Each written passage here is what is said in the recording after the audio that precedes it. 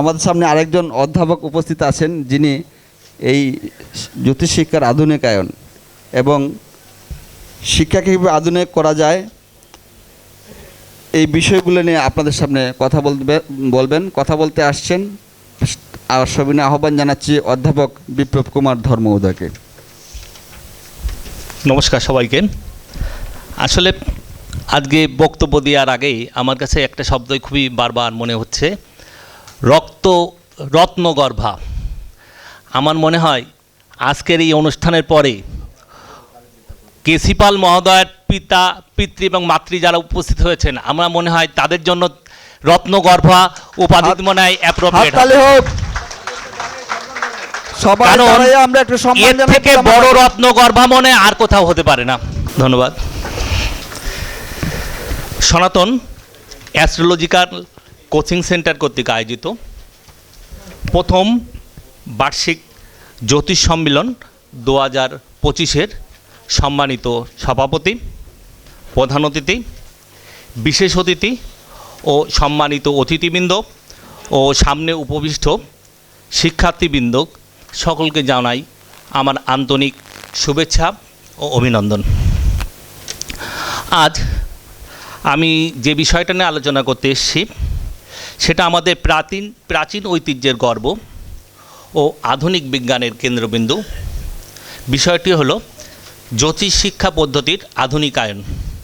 এইটা আমি কয়েকটা ধাপে বিশ্লেষণ করতে চাচ্ছি। প্রথম হলো জ্যোতিষ শব্দের অর্থ ও উৎপত্তি। আসলে জ্যোতিষ শব্দটা এসছে সংস্কৃত ভাষা থেকে, যেটা সন্ধি বিচ্ছেদ করলে দাঁড়ায় জ্যোতি এবং ঈশ। জ্যোতি মানে হলো আলো এবং ঈশ মানে হলো নিয়ন্ত্রণ বা উপলব্ধি। অর্থাৎ জ্যোতিষ মানে হলো আলোর জ্ঞান। এটি এমন একটা বিদ্যা যার মাধ্যমে মানুষ নক্ষত্র ও গ্রহ ও সময়ের গতিবিধি বুঝতে পারে। আমাদের জ্যোতিষের উৎপত্তিটা এসছে, অধিকাংশ উৎপত্তি এসছে প্রাচীন ভারতীয় পণ্ডিতদের মাধ্যমে। তার মধ্যে ছিলেন মহর্ষি ঋষি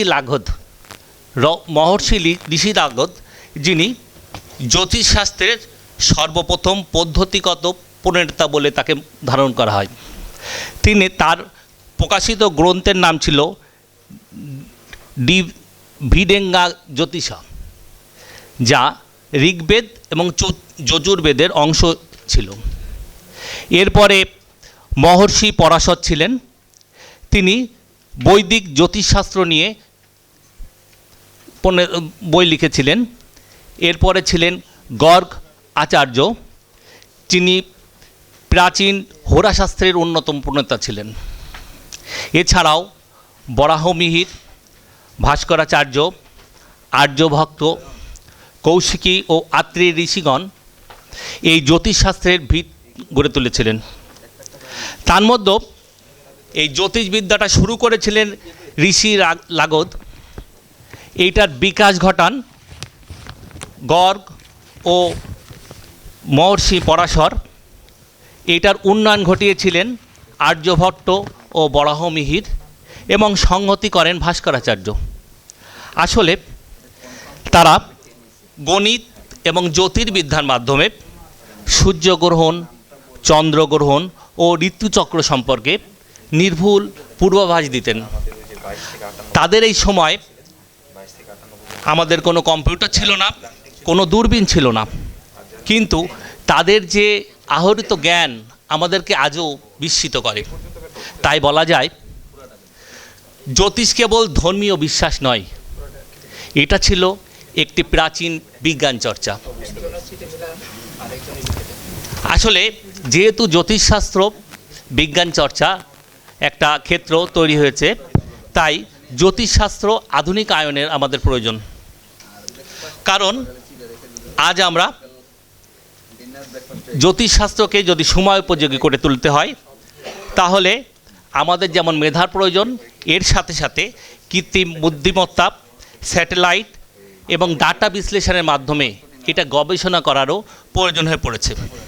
সাথে সাথে আমরা যদি এইগুলো আধুনিকায়নের পথে এগিয়ে যাই, আমরা যদি প্রয়োজনীয় গবেষণার মাধ্যমে এটাকে চর্চা করতে পারি, তাহলে জ্যোতিষশাস্ত্র আমাদের সমাজ জীবনে পথ প্রদর্শক হয়ে থাকবে।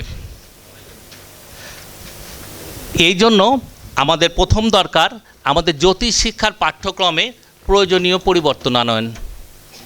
আসলে জ্যোতিষশাস্ত্র শিক্ষা যদি আপনি পাঠ্যক্রমে প্রয়োজনীয় আনতে হয়, তাহলে আমাদেরকে জ্যোতির্বিজ্ঞান, গণিত ও পরিসংখ্যান, মনোবিজ্ঞান এবং তথ্য প্রযুক্তির উপরে জোর দিতে হবে।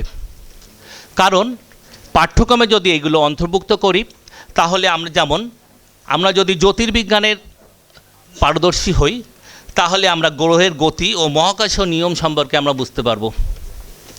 এর সাথে সাথে আমরা যদি গণিত এবং পরিসংখ্যান নিয়ে যদি আমরা চর্চা করি, তাহলে নির্ভুলভাবে বিষয়গুলোকে বিশ্লেষণ এবং পূর্বাভাস সম্পর্কে আমরা সচেতন হব। আমাদের মানুষের আচরণ এবং সিদ্ধান্ত এইগুলো যদি আমরা বিশ্লেষণ করতে চাই, তাহলে আপনার মনোবিজ্ঞানের প্রয়োজন হবে। এর সাথে সাথে তথ্য প্রযুক্তির প্রয়োজন হবে। বিভিন্ন সফটওয়্যারগুলো আমাদের সফটওয়্যার সম্পর্কে জানা এবং সেগুলো পরিচালনার জন্য। এর সাথে সাথে আমাদের প্রযুক্তি আমাদের জীবনের একটা বড় অংশ হয়ে গেছে। কারণ আগে আমাদের জন্মকুণ্ডলী যখন তৈরি করতে হতো, তখন ঘন্টার পর ঘন্টা সময় লেগে যেত একটা জন্মকুণ্ডলী করতে। এখন কি হচ্ছে, এখন প্রযুক্তির সহায়তায় আমরা কয়েক সেকেন্ডের মধ্যে আমরা জন্মকুণ্ডলী তৈরি করতে পারছি। কিন্তু এই জন্মকুণ্ডলী প্রযুক্তির ব্যবহার যদি করতে হয়, তাহলে আমাদেরকে অনলাইনের ক্লাস, ডিজিটাল বোর্ড সহ অনলাইন যে কারিকুলাম আছে, এগুলোকে যথাযথভাবে দক্ষতার সাথে পরিচালনা করতে হবে। এই জন্য আমাদের প্রযুক্তির ব্যবহার সঠিকভাবে শিখতে হবে। যদি আমরা প্রযুক্তির ব্যবহার সঠিকভাবে শিখি, তাহলে আমরা এই প্রযুক্তিকে ব্যবহার করে আমাদের নিজের জ্ঞান এটাকে সমৃদ্ধ করতে পারবো এবং আগামী পথ, আমাদের চলার পথটা আরও মসৃণ হবে। স্বামী বিবেকানন্দ একটা কথা বলেছিলেন। তিনি বলেছিলেন, বিজ্ঞানী মানুষের সত্য বন্ধু, কারণ সে যুক্তি ও প্রমাণের পথে চলে। তাহলে এই স্বামী বিবেকানন্দের কথা দিয়ে আমরা বলতে চাই যে জ্যোতিষবিদ্যার আধুনিকরণ মানেই হলো অন্ধবিশ্বাস ত্যাগ করা এবং বৈজ্ঞানিক গবেষণার পথে এগিয়ে চলা। তাই শিক্ষার্থীদেরকে উৎসাহ দিতে হবে, গবেষণায় উদ্বুদ্ধ করতে হবে এবং সততার সাথে এগিয়ে যেতে হবে। তাহলেই আমাদের এই জ্যোতিষশাস্ত্র বা জ্যোতিষবিদ্যাকে আমরা আরও এগিয়ে নিয়ে যেতে পারবো। এই জন্য আমাদের আধুনিক বিজ্ঞানের অন্যতম প্রতিষ্ঠাতা গ্যালিলিও আরেকটা কথা বলেছিলেন। তিনি বলেছিলেন, সত্য একবার জানা গেলে সহজ, কিন্তু কঠিন হলো সেটাকে আবিষ্কার করা। আসলে এই যে সত্য একবার জানা হলেই সেটাকে সহজ হয়ে যায়, কিন্তু আসলে সেটাকে আবিষ্কার করা কঠিন। তাই আবিষ্কার যদি করতে হয়, তাহলে আমাদেরকে স্থায়ী ক্যাম্পাস এবং গবেষণাগার স্থাপন করতে হবে। এবং স্থায়ী ক্যাম্পাস এবং গবেষণাগার যদি থাকে, তাহলে আমাদের নতুন নতুন বিষয়গুলোকে আবিষ্কার করা আমাদের জন্য সহজ হবে। এর সাথে সাথে আধুনিক প্রযুক্তির সংযোজন করতে হবে। আধুনিক প্রযুক্তি এবং ডিজিটাল আর্কাইভ যদি আমরা তৈরি করতে পারি, তাহলে আমাদের শিক্ষার্থীদেরকে আরও বেশি গবেষণা করতে সুযোগ দেবে। তারপরে জ্যোতিষ গবেষণা কেন্দ্র একটা স্থাপন করা যায়। স্থাপন করলে আমার মনে আরও সহজ হবে আমাদেরকে আরও নতুন নতুন প্রযুক্তির সাথে পরিচিত হওয়া এবং আরও বেশি গবেষণা করতে। এর সাথে সাথে অনলাইন এবং অফলাইন দুটো শিক্ষা পদ্ধতি আমাদের চালু করতে হবে, যাতে আমরা আরও বেশি করে অনুশীলন করতে পারি। তাই আমরা পরিশেষে কথা বলতে চাই যে জ্যোতিষ মানেই অন্ধবিশ্বাস নয়, জ্যোতিষ মানে যুক্তি এবং সততার সাথে জ্ঞানের পথে এগিয়ে চলা। তাই আসুন আমরা জ্যোতিষকে মানব কল্যাণের পথে এগিয়ে নিয়ে যাই। এর সাথে সাথে আজকের এই সুন্দর অনুষ্ঠান আয়োজনের জন্য পাশাপাশি আমাকে বক্তব্য রাখার সুযোগ দেওয়ার জন্য জনাব কেসি পাল মহোদয়কে আমাদের অন্তরের অন্তঃস্থল থেকে আমি শুভেচ্ছা এবং শুভকামনা জানাচ্ছি।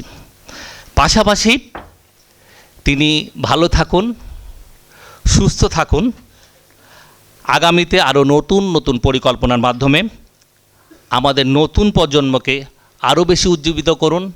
আমি জ্যোতিষ পেশায় আরও অনেক উদীয়মান তরুণ এগিয়ে আসুক, এই প্রত্যাশা করে আবার সবার আজকের এই সম্মিলন সুন্দর হোক, সার্থক হোক এবং সবাই সুস্বাস্থ্য এবং মঙ্গল কামনা করে শেষ করছি। ধন্যবাদ সবাইকে।